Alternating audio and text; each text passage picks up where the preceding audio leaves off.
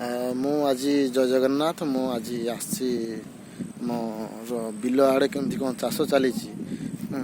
ଆମର ତଳି ପଡ଼ିଛି, ମୁଁ ଆସିଛି ଦେଖିବା ପାଇଁ। ଆଉ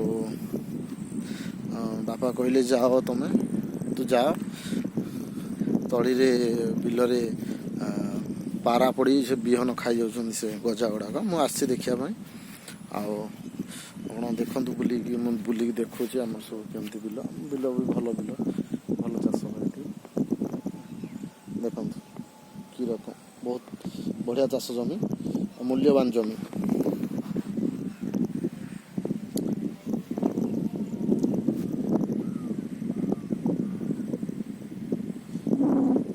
ଏବେ ଲୋକଙ୍କର ଚାଷ କାମ ଆରମ୍ଭ ହୋଇନି। ଆମର ଜଗତସିଂହପୁର ଜିଲ୍ଲା ଯେହେତୁ, ଜଗତସିଂହପୁର ଜିଲ୍ଲା, ସେ ଚାଷ କାମ ଚାଲିଛି।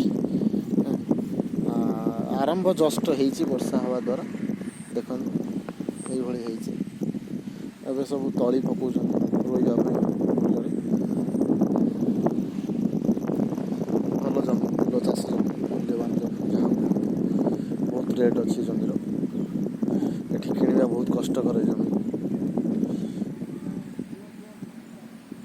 କେହି ବିକୁନାହାନ୍ତି। ଯେଉଁମାନେ ଇନକେସ୍ ବିକୁଛନ୍ତି, ସେ ମିନିମମ୍ ଗୋଟେ ଛୋଟଟା କିଣିଲେ ବି 5 ଡିସିମିଲ୍ ଏତେ ତ ଛୋଟ ଜମି କେଉଁମାନଙ୍କର ରହୁନି। ତଥାପି ଯେଉଁ ବିକୁଛନ୍ତି, ମିନିମମ୍ ଗୋଟେ 10 ଲକ୍ଷରୁ ଏଭବ, 20 ଲକ୍ଷ ଏଭବ, ନହେଲେ ଜମି କିଣି ହେବ ନାହିଁ ଏଠି। ସେ ଛୋଟ ହେଉ, ଛୋଟର କିଣି ହେବ ନାହିଁ। ମିନିମମ୍ 20 ଲକ୍ଷ।